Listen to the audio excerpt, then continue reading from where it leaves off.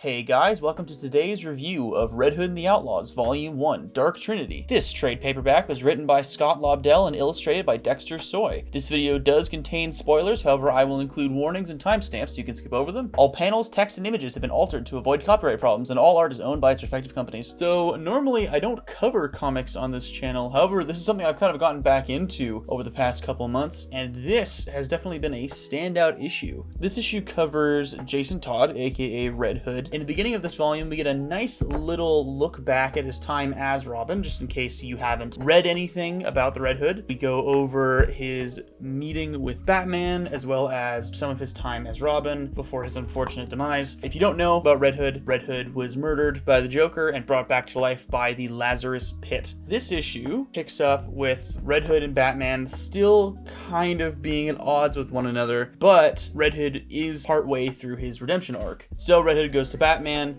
and Red Hood is trying to convince Batman that he would be a really useful asset because he would be able to go places that Batman just can't.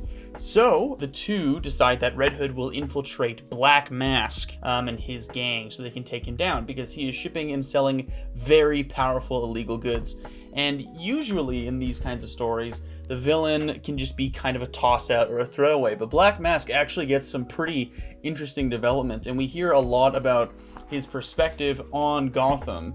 And in a sense, Black Mask has a very, very clear philosophy on Gotham City being like this woman, and he can only take care of her because all of the other criminals are dirty, and they go into a bit more about that. But I thought that was nice.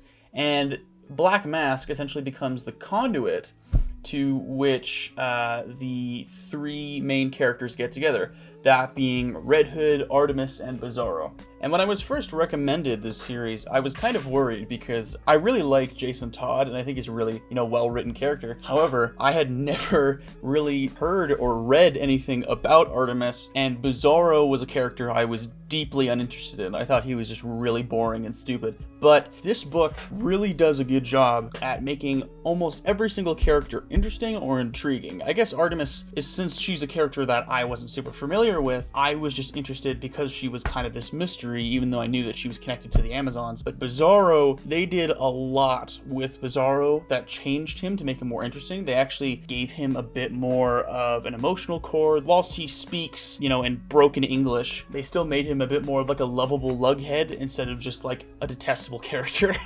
Which was nice. This book definitely has a lot of Guardians of the Galaxy vibes, which is interesting, considering that it's very different than Guardians of the Galaxy. It's more grounded, doesn't take place in space, but you can see each character is kind of filling a similar role to the Guardians of the Galaxy. Like, you can see that Red Hood is taking on kind of a Star-Lord role, Bizarro's a fusion of Drax and Groot, Artemis is a clear Gamora. Of course, this is just like the roles they fill in. They're obviously different emotional cores, like Star-Lord and Red Hood aren't anything alike, they just happen to be kind of in that captain position. Of course, in the beginning when these characters meet up, they're all at conflict with one another or there's some kind of tension, but there's really clear character progression throughout this volume. You can see the characters first starting a bit more on edge with one another and quickly become a bit more friendly, I could say. I think one of the best scenes in this comic book is when Red Hood is tasked with calming down Bizarro after Bizarro has just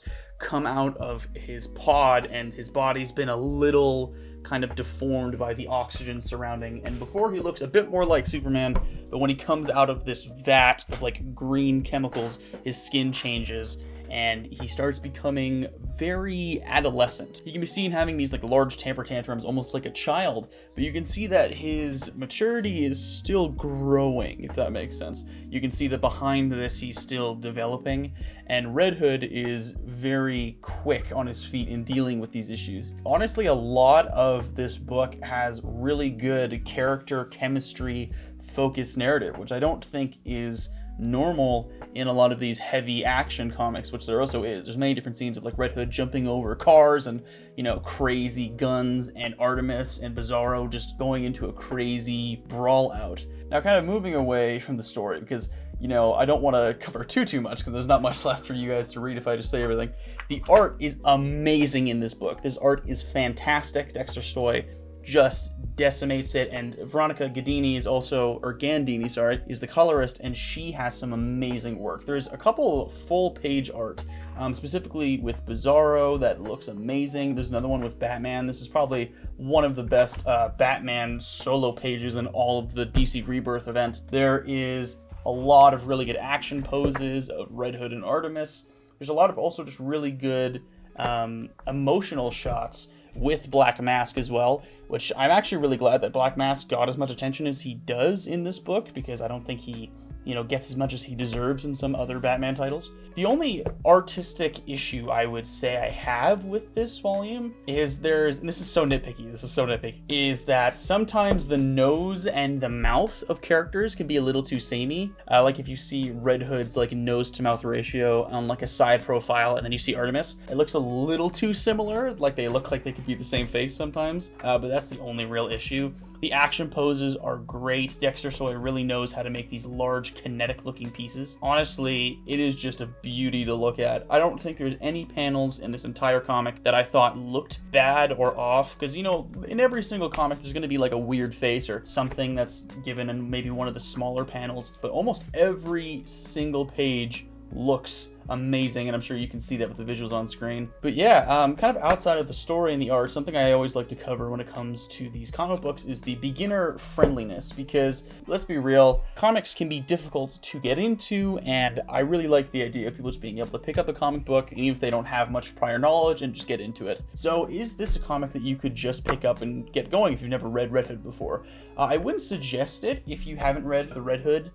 I would suggest reading before this Batman Under the Red Hood, so you can get the origin for the character, and then maybe a little something else after that, but I'd say that's the only real required reading. There's also the Grant Morrison Batman and Robin run, where we have Dick Grayson and Damian Wayne, where Dick Grayson, for a short period of time, takes up the Batman mantle. You can see Red Hood as a bit of a villain there, because what you really need before you pick up this volume is you just need to see Red Hood's origin, and then a little bit of him being a villain, because this comic really covers like the redemption arc of the character. But overall, the beginning of this comic does well, even if you've never read Red Hood before, because we see a little bit of how he met Batman, his time as Robin, we see him sealing the tires off the Batmobile, which I think is really important. We hear a little bit of backstory about Jason's parents, which is good, and it's all pretty condensed. It doesn't take up too much time in the comic, which is nice. You don't have to worry like, oh, are they gonna have a whole bunch of exposition on things that I maybe already read? No, that's not the case. So what I would suggest is that this comic is actually pretty decently beginner friendly.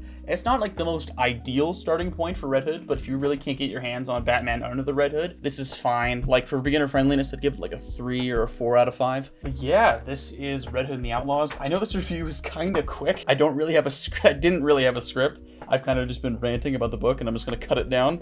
But yeah, if you guys really like seeing these comic reviews, I really like doing them. So feel free to comment underneath if there's any sort of comic book you guys want me to review. I'm probably going to stick towards more beginner-friendly titles like this. So probably stuff more post-New 52, or maybe some things in DC Rebirth. I also really like covering Marvel comics. I've been planning on covering Jason Aaron's run on the Mighty Thor comic, as well as Chip Zdarsky's Daredevil run. Those are both ones that I'm really interested in. But yeah, if you guys want to see more comics, feel free to comment what comic you guys want me to review underneath, and feel free to like, comment, and subscribe, and share this around.